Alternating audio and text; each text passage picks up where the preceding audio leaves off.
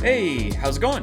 My name is King Jalbs or Jalbs, and welcome to my tutorial on how to win free-for-all games in MW3. If you're coming from my last video where I covered how to quickly unlock everything you want from the armory via free-for-all, this is the follow-up video to that. But if you didn't watch the last video and you're just looking for some free-for-all tips to improve your overall gameplay, you're still in the right place. So today, we're going to be going over absolutely everything you need to be successful in free-for-all, as well as doing a live commentary on my thoughts and tips as I go through a free-for-all win. Alright, and now my first tip is to be prepared for your free-for-all games before you load into a match, and that begins with your loadouts. This includes your weapons, perks, and kill streaks. However, I've saved those tips for the end of the video as I want to jump right into the live commentary first. So, we'll start with the live commentary and then shift over into my loadouts and why I run what I do in free-for-all games. Now for the live commentary. Alright, as you guys can see, I've unlocked Interstellar. It took me about 3 days of game time to unlock all the camos, and I didn't really do any leveling or grinding in zombies at all.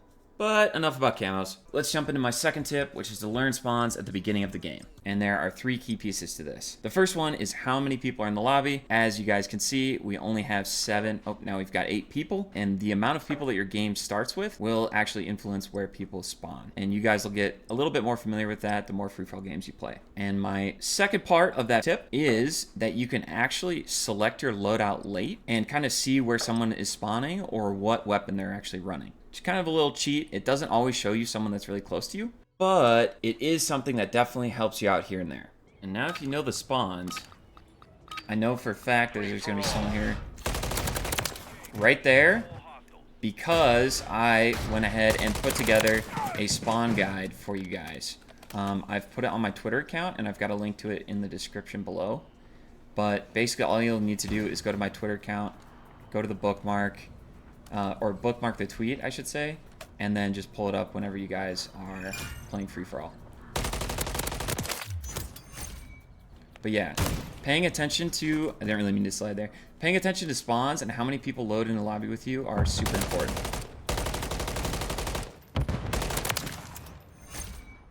And now I know there is a spawn behind me here. That's a super common one for people to come back to.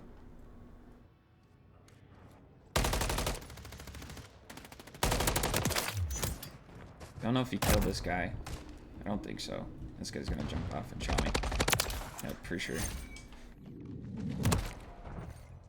But now, for my next tip, is that definitely, you know, camping isn't a really bad thing in free-for-all, but you don't want to just sit in one spot. Oh, those shots were bad. Jeez, man. Got the kill, though. I saw that guy in front of me. And what you don't want to do is just sit in one area, right? You want to keep it moving, but kind of in the same spot. So changing corners, changing buildings, that kind of thing is what you want to do to like have really successful free-for-all games. Because if you just sit in a corner, one corner for the whole entire game, you're not going to really run around and find a lot of people to fight. And so there's people fighting under me here. This is a pretty high traffic area. Right over here, and I know someone's probably going to spawn back really close again in that same spot that I was talking about earlier. Looks like the guy spawned back again. Later.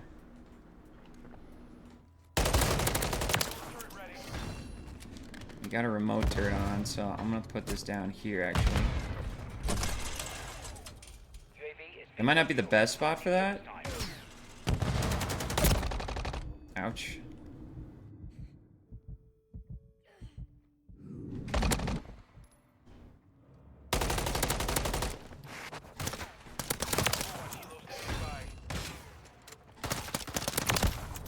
Later, gamers. And now we got the Overwatch helo. And now I imagine people are going to start leaving the game. No. Which is fine. I really shouldn't be running a trophy. I should be running a munitions box. Whoa, dude. Nice snipe by him. And something else I'm doing while I'm playing is I'm paying attention to the kill feed and who's like doing well. And you can kind of tell like right away who's good in your lobby and who isn't. Like, I could tell that that boomer guy that just sniped me is one of the better players in the lobby. So I'm gonna kind of keep an eye on the kill feed, and I hate this window. Look out for him as we're playing. I'm lucky he missed there. Because that was Boomer, and I don't want to die to him. I don't want to feed him kills. Yep, just like that. So that's what you don't want to do. And it looks like he hasn't got any kills. I imagine he's still over here.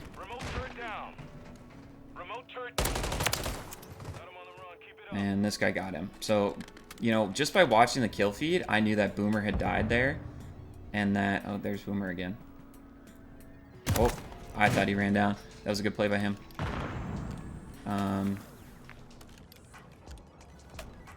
Back to finishing my thought. I knew that he wasn't there anymore, basically. And that'd be a pretty easy fight. Ah, nice corner, Mr. Benjamins. Now, I imagine Boomer's probably back over... Okay, he just died again. I think I heard someone up here to my left. Checking that. And once you become like familiar with like the high traffic spots, it'll really help your centering too. And I would say that's another important tip.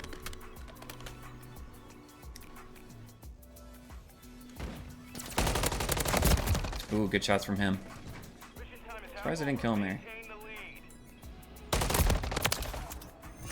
Now this is where smokes are nice. And something that I'm always constantly doing, this would be another tip for you guys. Ah, Boomer got me again. I knew that was him up there too. But something that I'm always doing is that as soon as I get a kill, I'm going to keep moving. And that's my next tip for you guys. You want to stay moving in your free-for-all games. So you want to find those high traffic areas. And, oh, Boomer. Find those high traffic areas, play around them, and I don't know if camping is the right word, but just playing in those high traffic areas is super, super important. Yeah, nice throwing knife. It's kind of a tragic spawn that he got there behind me.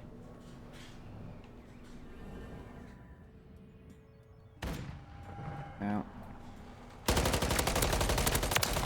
Yeah. I bet he spawns back here, pre-aims me.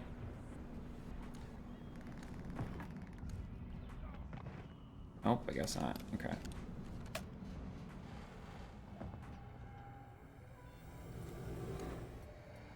And he is putting up a pretty good fight here, so we kind of got to be careful. Don't want to feed him kills. Later. Later, Boomer. I heard someone under me, I think. I heard something suppressed.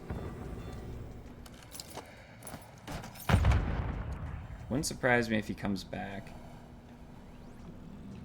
There he is. No, that's not him. Ah.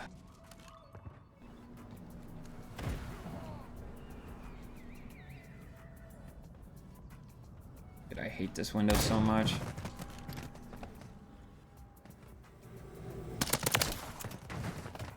Alrighty, we just need one more. And there we go, we got the dub.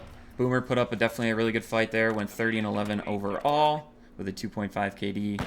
And now my last and final tip, and this is something that I can't really help you guys with, but something that you'll just get better with the more free-for-all games or more Call of Duty that you play, is that you got to win your gunfights. Drop shotting, slide canceling, head glitches, you know, camp if you need to, as we are playing to win games here. So I hope you guys enjoyed that live commentary.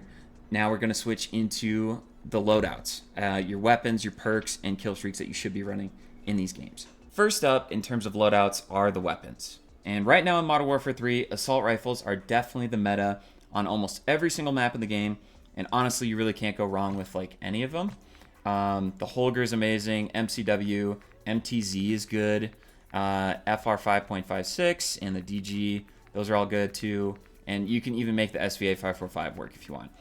For today's purposes, we're just going to be going over the MCW, just because that's kind of like the most meta gun, I would say, in the game right now, or at least the most consistent gun. Going into my MCW build, These are the attachments that I am running. And I got these actually from Blast, Twitter account, if you know who Blast is. So he recently competed in like a $150,000 tournament, which he won. And this is the MCW that he was using for that tournament here. And that was just like this past week. So on here, he's got the billeted brake muzzle. And the reason why is because of this vertical recoil control right there. It basically eliminates vertical recoil control. It's actually crazy how good this muzzle is. Next up is the 16.5 MCW Cyclone long barrel, and we add that one on there for the bullet velocity, effective damage range, and minimum damage range. High velocity rounds just to give our bullets some more pace and allow us to take out enemies at a longer distance. Optic of your choosing. I really prefer the slate reflector, but you could also use the MK or Mark III reflector as well if you'd like. That definitely has a really clear picture, and I would say these two optics are the most common ones that you see like everyone running. And last but not least, we have the Regal Heavy Stock, which this one is also for recoil control as well, but it does kind of slow down your ADS speed and sprint to fire speed, but it's really not that big of a deal. Now, if you're not really looking to use the MCW, here are just a couple other guns, and I'm not going to go over these classes in a lot of detail. I will show them to you guys if you are interested to see what I'm running. But the Rival 9, the best sub in the game right now. I'm using the Purifier muzzle brake, and you can see the rest of the attachments there. This thing also has very little recoil, great mobility, great ADS speed. Now, if you're using an LMG, the Taq Eradicator is crazy. So I wouldn't say that I have this build perfected yet, but I did use it in a free-for-all game, and it was amazing. It was really, really good. So I definitely recommend you guys give this gun a try out as well if you're looking to use an LMG. Next up, we have your snipers. So your KATT AMR. This is basically just built for ADS speed and a little bit of fire rate increase here with the bolt. Now, what I would recommend more for free-for-all is the Longbow. And this is the build that I have for this. Once again, really built for quick ADS speed. And what does the most for this is the 10-round mag. That really, really increases your ADS speed. Last but not least, if you're trying to mix it up with a shotgun, I would recommend the Lockwood over the Haymaker or the Riveter. These guns are really not that good at all, in my opinion. The Lockwood, though, you can keep moving with this thing, and you can get a lot of consistent one-shots. So now, moving on to secondaries, there's really only one gun that I would recommend that you guys use, and this is the Core 45. I've got a title as the Core 45 Go class. So I keep this suppressor on there, just because it adds a little bit of bullet velocity and some recoil. But the recoil, it really isn't anything that you have to worry about controlling. And I do have the muzzle on here that provides recoil control and damage range. Now, this trigger is absolutely insane. And if we go into the firing range real quick, you guys can see like how fast this actually shoots. Like, I mean, that's just ridiculous. So this gun is busted, and there's a reason why pros have GA'd basically all attachments off this pistol. I mean, yeah, just look at that. Like, it's the lightning trigger is gross. And last but not least, I have the granular grip on there for the recoil control.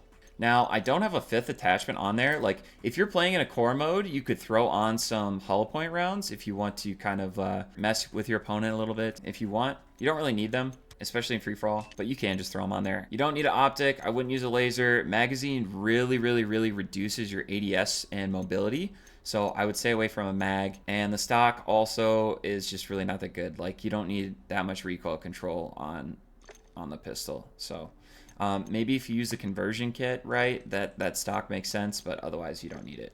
And that's what I recommend, and that's what I run on basically every single class. That Core 45 is just the best pistol in the game, hands down. Now for the perks, and I'm proposing 2 suggestions here for kind of like your perk setup, which I use all the time. I would say what I'm running here is primarily what I use in game, and that starts with the Engineer Vest. So it allows me to spot enemy equipment, field upgrades, and kill streaks through walls. Now that's kind of whatever, but the big bonus to this is you get 2 tacticals, and you also get a second gear slot. And gear slots are some of the best slots in the game. So I love running double stims, and I love running this combo of gear. But starting with the gloves, I would say commando gloves are what I use the most just in multiplayer, because I can reload while sprinting. So Thinking back to my tips during the live commentary, you can get a kill and just keep moving. And then it also kind of allows you to not have to run an extended mag as well. I would say that most people use quick grip gloves just because of that increased weapon swap speed.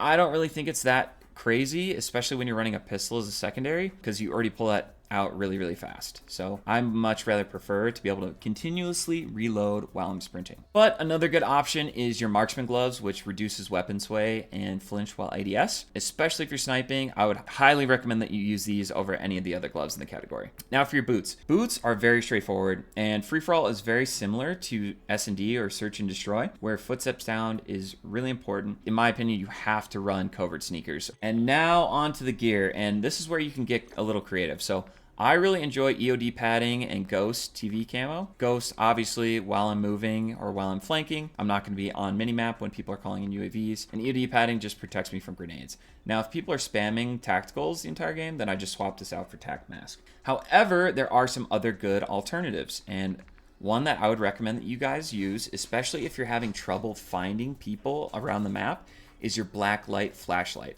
And this one shows recent enemy footsteps. So it definitely helps you find players easier. Next up would be your conduction headset or your bone conduction headset. And this reduces combat noise and allows improved identification of enemy footsteps and gunshots. So you can hear people across the map further. You don't have as much of like ambient noise going on in your headset, and it makes it a lot easier to just kind of focus on the game, the gameplay, gunfights that are happening around you, that kind of thing. And this can also help you find more players to eliminate in free-for-all. So this is the build that I would recommend for the most part. However, there is another kind of loadout I would suggest, starting with an infantry vest, which increases your tac sprint duration and reduces refresh time. So this is a very popular vest, and I would say stick to this one, the engineer vest, or maybe the CCT comms vest if you'd like to give that a try. But for the purposes of this video, just going over the infantry vest. So you don't get anything crazy or special with this. It's just your standard tactical lethal field upgrade, gloves, boots, gear, right? And nothing crazy going on with this one. It's just pretty nice to run on a submachine gun, so I'd recommend this a lot as well, if you don't really like the engineer setup that I just recommended.